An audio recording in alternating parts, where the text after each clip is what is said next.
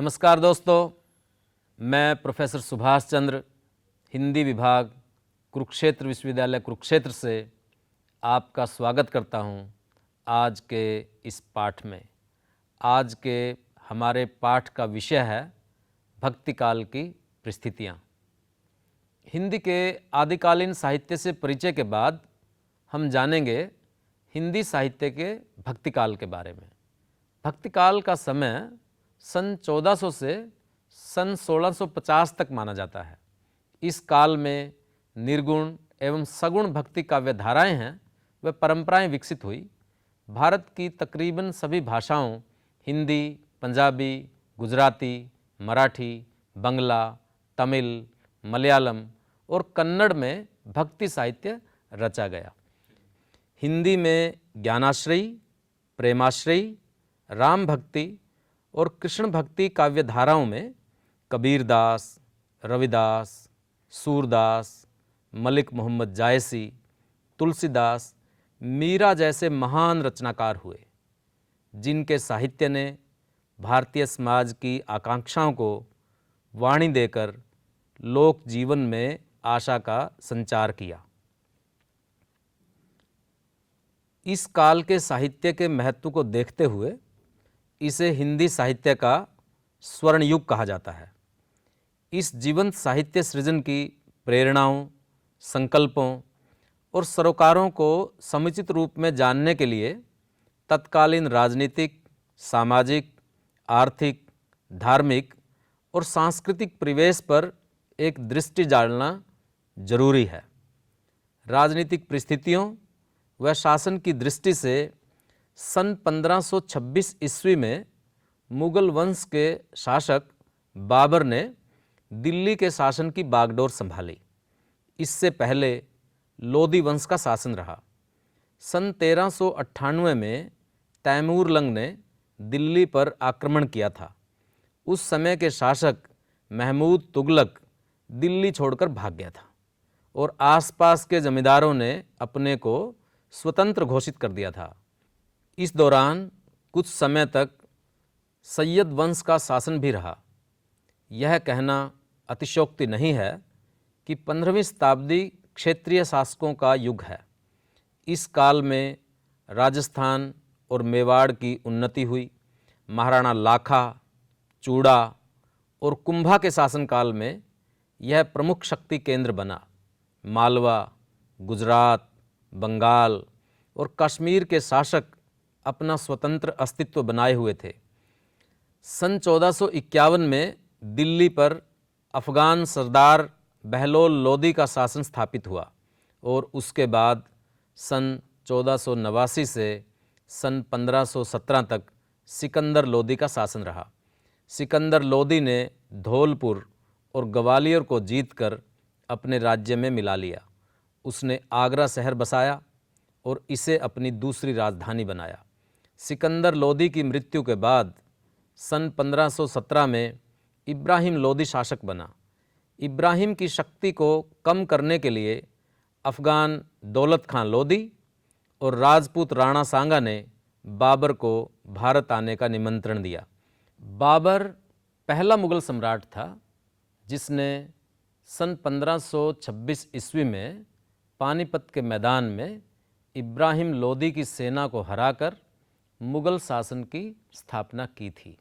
सन 1527 में बाबर ने खानवा के युद्ध में राणा सांगा को पराजित किया। उसने राजस्थान, ग्वालियर, धौलपुर, अलवर पर कब्जा करके अपने राज्य का विस्तार किया। बाबर साहित्यिक और सौंदर्य प्रेमी व्यक्ति था। वह हिंदुस्तान को बहुत प्यार करने लगा था। उसकी आत्मकथा तुझ के बाबरी के अध्ययन से पता चलता है कि वह यहाँ स्थायी रूप से रहने के लिए नहीं आया था, लेकिन यहाँ की जलवायु तथा मौसम को देखकर उसने यहाँ रहने का फैसला किया। बाबर के बाद हुमायूं, अकबर, जहांगीर और शाहजहां शासक बने। बाबर धार्मिक मामले में कट्टर नहीं था। यद्यपि बाबर ने अपने प्रारंभिक दिनों में तो यहाँ की अधिक तारीफ नहीं की, लेकिन जब उसने यहाँ के जनजीवन को गहराई से देखा तो भारत की जलवायु व लोगों की खूब तारीफ की। उसने धार्मिक सहिष्णुता और शांति को अपनाया।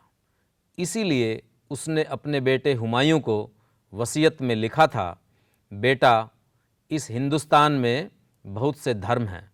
यहाँ अपनी बादशाहत के लिए हम अल्लाह के शुक्रगुजार हैं। हमें अपने दिल से सभी तरह के भेदभाव को मिटा देना चाहिए और हरेक समुदाय को उसके रिवाजों के अनुसार न्याय देना चाहिए। इस देश के लोगों को जीतने के लिए गौ हत्या से बचो और प्रशासन में लोगों को शामिल करो। हमारे राज्य की सीमाओं में स्थित इबादत की जगहों और मंदिरों को नुकसान न पहुंचाओ। शासन का ऐसा तरीका ढूंढो जिससे लोग हुकूमत से खुश हों और बादशाह से लोग खुश हों। इस्लाम अच्छे कार्यों द्वारा फैल सकता है, दहशत से नहीं। शिया और सुन्नी के भेदों की उपेक्षा करो, क्योंकि यह इस्लाम की कमज़ोरी है। विभिन्न रिवाजों को अपनाने वाले लोगों को एकजुट करके रखो ताकि इस बादशाहत का कोई हिस्सा बीमार ना हो। बाबर की हुमायूं के नाम यह वसीयत भारत के मुग़ल शासन नीति की ओर संकेत करती है। आगरा से काबुल जाते हुए लाहौर में बाबर की मृत्यु हो गई। उसके बाद उसका बेटा हुमायूं शासक बना, लेकिन बहुत कम समय के लिए। अफ़गान सरदार शेरशाह सूरी ने उसे पराजित करके अपना शासन कायम किया, परंतु शेरशाह सूरी का अचानक निधन हो गया। हुमायूं ने दोबारा अपनी सत्ता हथिया ली। कुछ समय के बाद पुस्तकालय की सीढ़ियों से गिरकर हुमायूं की मृत्यु हो गई और सन 1556 ईस्वी में केवल 13 वर्ष की उम्र में अकबर राजा बना। अकबर ने मुग़ल साम्राज्य की नींव को मजबूत किया। अकबर की नीतियों से हिंदू और मुसलमान सामाजिक स्तर पर एक दूसरे के करीब आए। अकबर सभी धर्मों की शिक्षाओं का आदर करता था। उसने फतेहपुर सीकरी में इबादत खाना बनवाया था। सभी धर्मों की अच्छाइयों को जानने के लिए वह धर्म सभाएं बुलाता था। वह सभी धर्मों के महापुरुषों से उपदेश सुनता था। हिंदू पंडितों के व्याख्यानों को सुनकर अकबर पुनर्जन्म के सिद्धांत को मानने लगा था। उसे यह विश्वास हो गया था कि संसार के प्रत्येक धर्म में पुनर्जन्म के सिद्धांत को किसी न किसी रूप में माना जाता है। अकबर उस समय के प्रसिद्ध जैन विद्वान हरिविजय सूरी, विजयसेन सूरी और भानुचंद्र उपाध्याय के संपर्क में थे। हरिविजय सूरी के संपर्क से अकबर ने विशेष दिनों पर जीवों का वध निषिद्ध कर दिया था। सिद्धांत चंद्र नामक विद्वान से मिलने पर जैनियों के लिए कई रियायतें जारी कर दी थी। जैन तीर्थों पर कर लगाना बंद कर दिया था। धार्मिक कट्टरता को दूर करने के लिए अकबर ने दीन ए इलाही नामक नया धर्म चलाया। इसमें सभी धर्मों की शिक्षाओं को शामिल किया गया था। यह मिला जुला ऐसा धर्म था जिसमें कोई भी शामिल हो सकता था। इसमें सभी मतों के विश्वासों को शामिल किया गया था। अकबर के प्रशासन में हिंदू और मुसलमान दोनों थे। बीरबल, टोडरमल, तानसेन, राजा मान सिंह, रहीम, अबुल फजल, फैजी आदि विद्वान उसके नवरत्नों में थे। अकबर की सेना में बड़ी संख्या में हिंदू राजपूत थे। राजा मान सिंह अकबर की सेना के सेनापति थे। अकबर के मंत्री टोडरमल ने प्रशासनिक व्यवस्था में सुधार किए। विशेष तौर पर भू राजस्व व्यवस्था बनाई, भूमि की पैमाइश करवाई और भू लगान एकत्रित करने का ढांचा बनाया। तत्कालीन छोटे छोटे राजाओं ने अकबर की अधीनता स्वीकार कर ली थी। मेवाड़ के महाराणा प्रताप अकेले अंत तक संघर्षरत रहे। हल्दी घाटी के मैदान में भीषण संग्राम हुआ, जिसमें महाराणा प्रताप के सेनापति एक मुसलमान थे हकीम सूर खान और अकबर के सेनापति एक हिंदू थे राजा मान सिंह। सन 1605 से 1627 तक जहांगीर तथा 1628 से 1658 तक शाहजहां शासक रहे। जहांगीर और शाहजहां के समय में नीतियों में मूल परिवर्तन नहीं आया।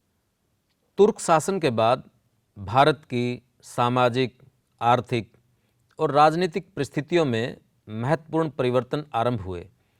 सड़कों और नहरों का निर्माण होने से खेती की पैदावार में बढ़ोतरी हुई।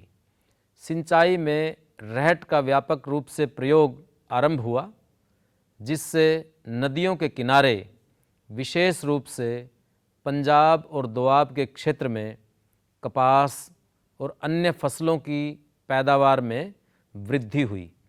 13वीं सदी में करघा के प्रयोग से बुनकरों और वस्त्र उद्योग की स्थिति में महत्वपूर्ण परिवर्तन हुआ।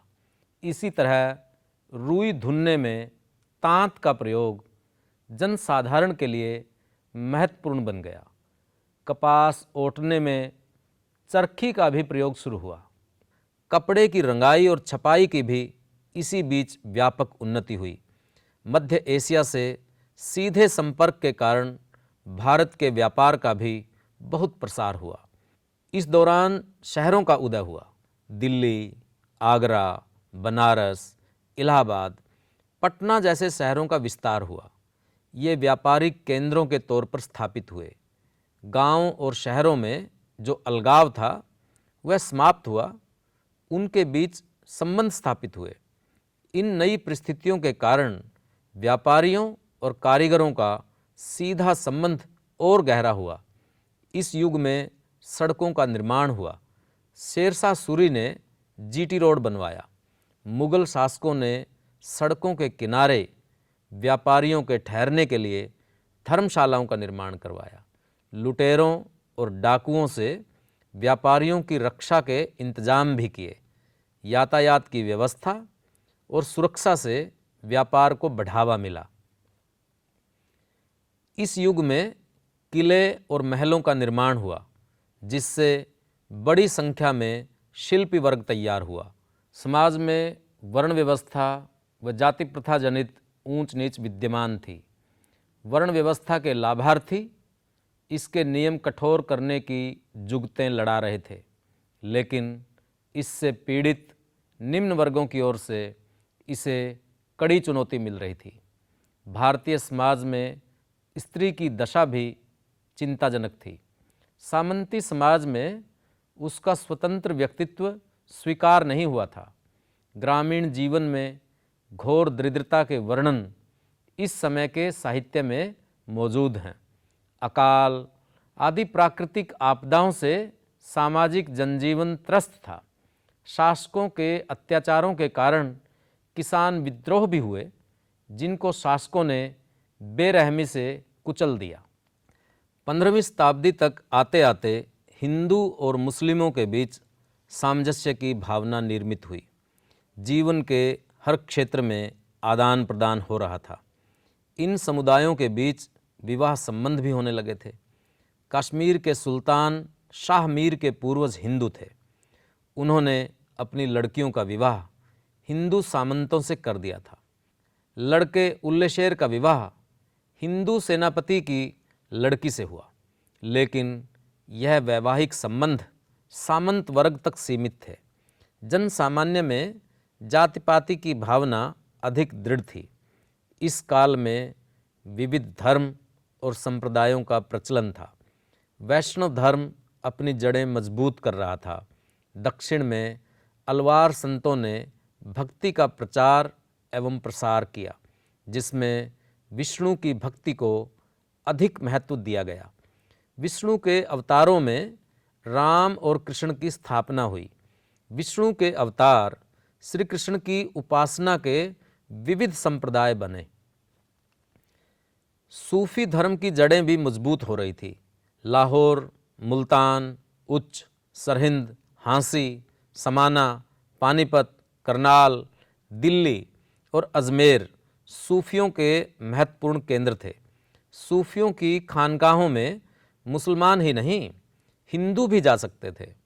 इस संगति से एक नई संस्कृति पनप रही थी। खानकाहें मनुष्यों में समता का संदेश दे रही थी। वहाँ ऊंच नीच सबके साथ समान व्यवहार किया जाता था। इससे सामाजिक सतरीकरण तथा भेदभाव को करारा झटका लगा।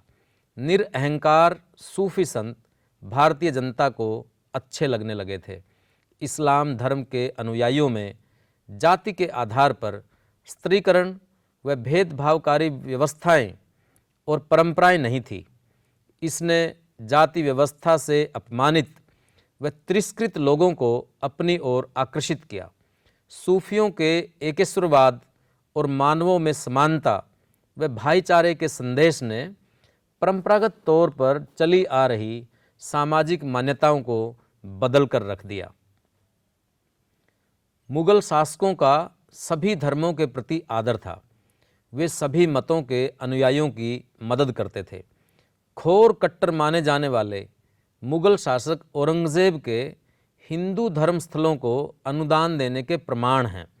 औरंगजेब ने उज्जैन में महाकालेश्वर मंदिर, चित्रकूट में बालाजी मंदिर, गुवाहाटी में उमानंद मंदिर, शत्रुंजय में जैन मंदिर और उत्तरी भारत में फैले गुरुद्वारों को अनुदान दिए।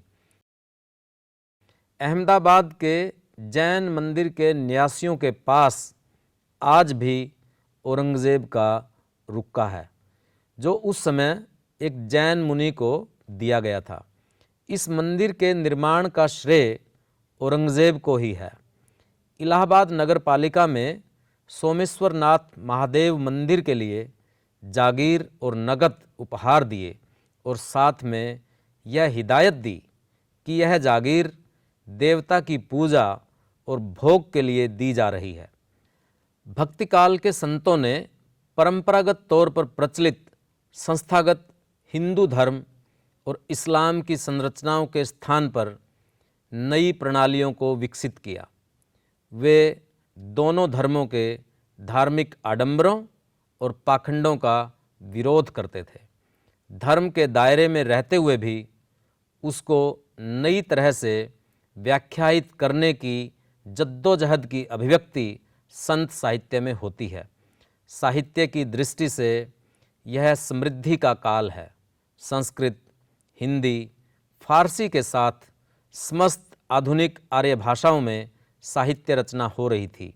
कबीरदास, रविदास, गुरु नानक, दादू दयाल, तुलसीदास, सूरदास, मीरा, नंददास, मलिक मोहम्मद जायसी आदि हिंदी कवियों ने उत्कृष्ट साहित्य की रचना की। इस काल के साहित्य में विषय और विधा की दृष्टि से भी विविधता के दर्शन होते हैं। एक भाषा से दूसरी भाषा में अनुवाद भी हो रहा था। अकबर के समय में महाभारत, रामायण और योग वशिष्ठ आदि पुस्तकों का अरबी फारसी में अनुवाद हुआ। अबुल फजल ने महाभारत की प्रस्तावना लिखी और पंचतंत्र की कहानियों का अनुवाद किया। अबुल फजल नीति शास्त्र रचयिताओं की श्रेणी में आते हैं।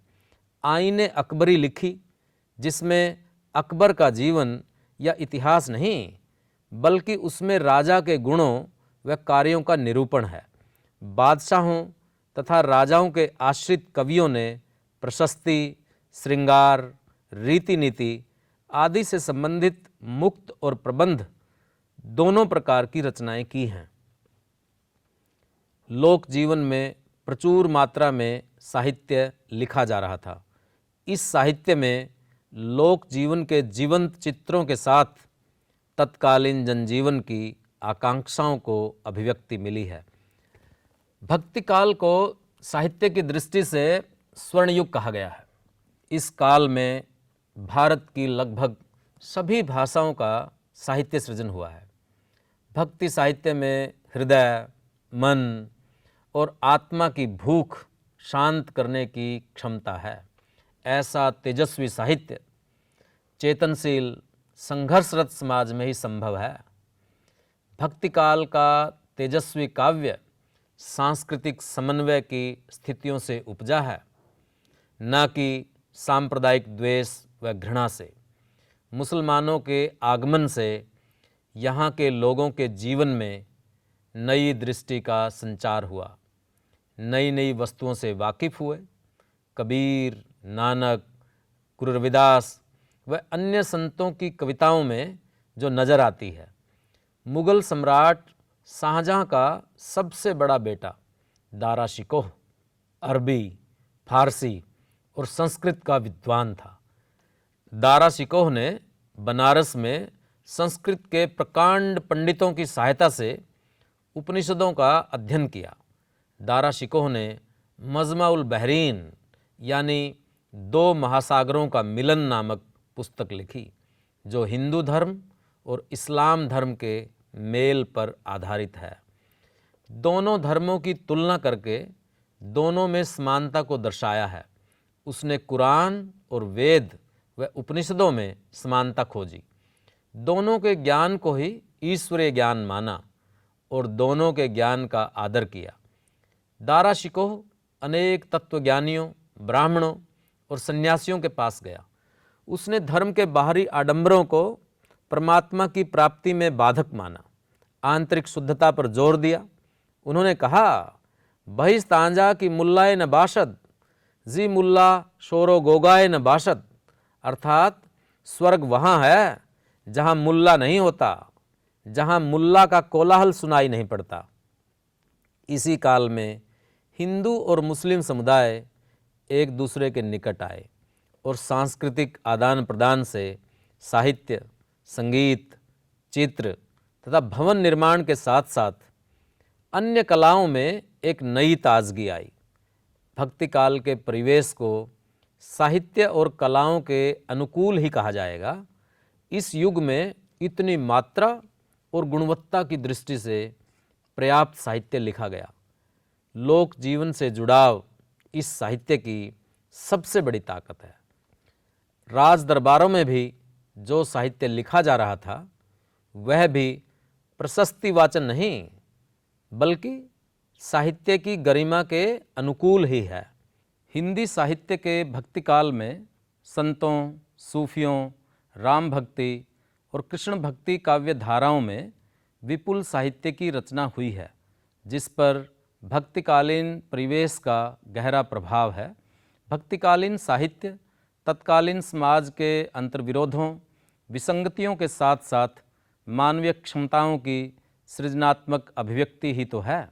उसकी विविधता व वैचारिक प्रखरता से सहज ही अनुमान लगाया जा सकता है कि तत्कालीन परिवेश कितना विचारोत्तेजक व बौद्धिक तौर पर आंदोलनकारी था। इस साहित्य की विभिन्न धाराओं का अध्ययन हम अगले पाठों में करेंगे। इसकी समस्त धाराओं व उनके महत्वपूर्ण कवियों पर विस्तार से चर्चा करेंगे। तब तक के लिए धन्यवाद।